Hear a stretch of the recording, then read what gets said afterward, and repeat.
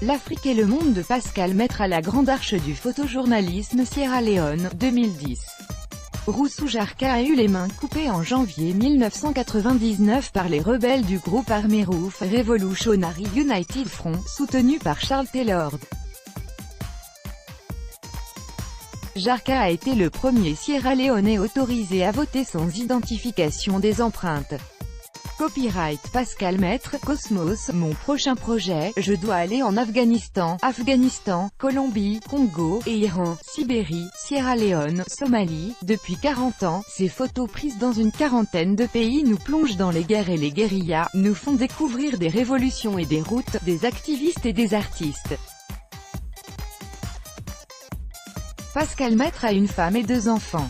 Il a exploré la planète, avec une passion particulière pour le continent noir. Avec Seulement Humain, le Grand Palais du photojournalisme, sur la Grande Arche de la Défense à Paris, lui consacre une rétrospective avec 154 photos reflétant l'histoire.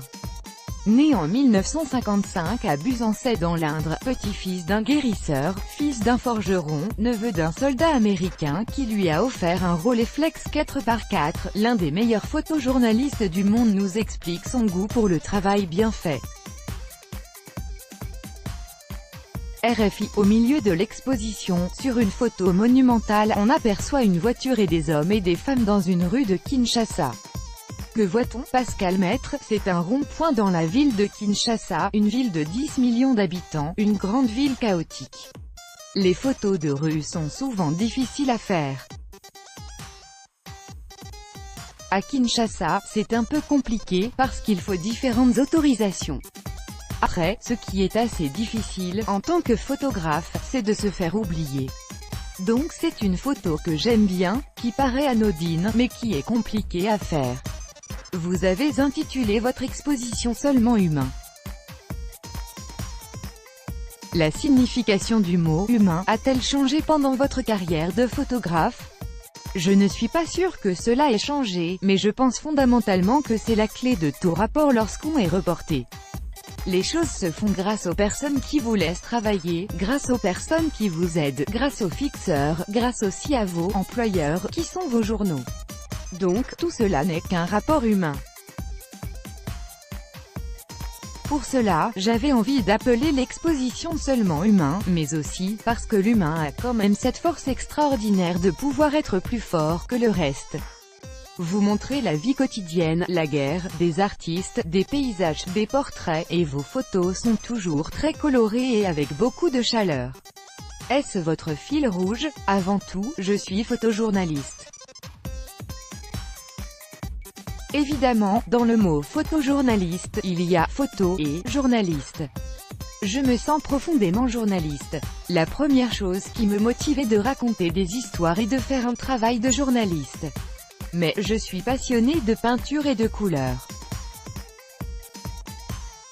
Donc, quelquefois, cela se croise avec le travail de photojournaliste et puis j'ai essayé d'utiliser la couleur plus dans un rôle de création que dans un rôle d'illustration.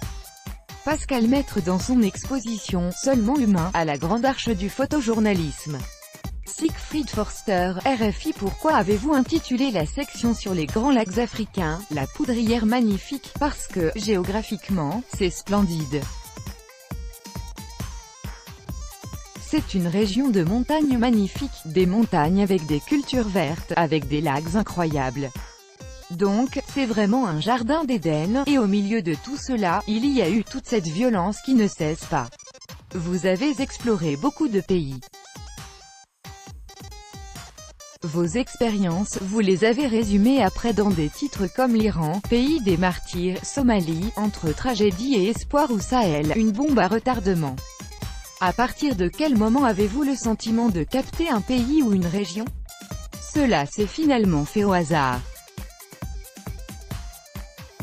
Souvent, j'y suis allé pour un premier reportage, pour une commande de journaux. J'ai eu cette chance d'avoir de grands journaux qui m'ont suivi, comme National Geographic, Paris Match, Stern ou Figaro Magazine. Donc, je suis allé une première fois dans un pays et quelque chose m'a touché et j'ai pu, grâce à ces journaux, retourner faire d'autres histoires. très doucement, je me suis aperçu qu'il y a certains pays que j'ai couverts pendant une trentaine d'années.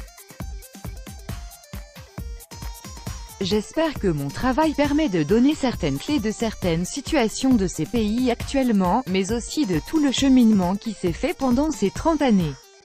Vous avez fait beaucoup de unes des magazines, des expositions dans le monde entier, reçu des prix prestigieux comme le World Press Photo ou un visa d'or d'honneur. Qu'est-ce que cela vous fait de voir vos images en tirage géant ici dans la grande arche du photojournalisme? C'est un magnifique cadeau. C'est un écrin incroyable et c'est vrai, quand Jean-François Leroy et Delphine Lelu, les deux directeurs artistiques, m'ont proposé de faire cette exposition, cela m'a donné un peu le vertige, parce que l'espace est immense. Je n'aurai sans doute jamais un autre espace dans ma vie pour pouvoir ainsi exposer mes images.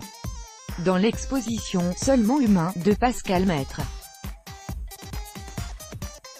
Siegfried Forster, RFI. Aujourd'hui, en Afrique, vos photos ont-elles un autre statut dans cette époque où règne Instagram, Facebook, WhatsApp et d'autres réseaux sociaux diffusant des millions de photos? Est-ce que cela change le statut de vos photos qui ont été longtemps un témoignage unique? Non, je ne pense pas. Je suis assez peu sur les réseaux sociaux. Je pense que les gens qui vivent en Afrique ne pensent pas toujours aux mêmes choses que moi je peux voir. Et puis, c'est ma vision, il y a la place pour tout le monde. Non, je ne pense pas du tout que cela ait changé quelque chose.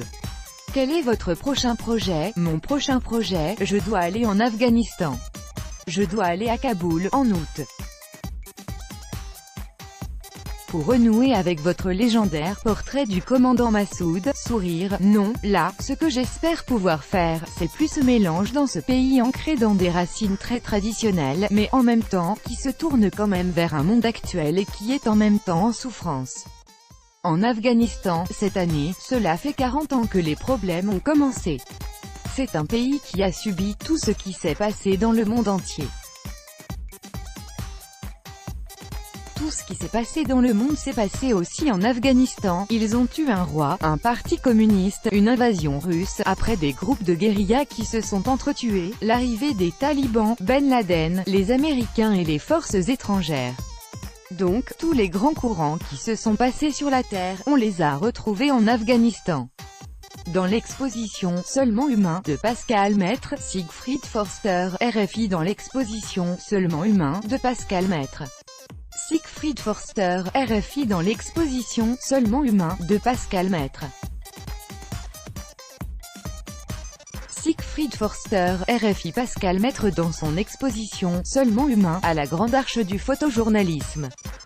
Siegfried Forster, RFI. Lire aussi, Pascal Maître expose ses Afrique S, la photo, c'est la surprise, RFI 11/9/2014. Lire aussi, le nouveau Grand Palais du photojournalisme sur la Grande Arche de la Défense, RFI 16/6/2017. Seulement humain, exposition de Pascal Maître sur la Grande Arche du photojournalisme du 7 juillet au 11 octobre.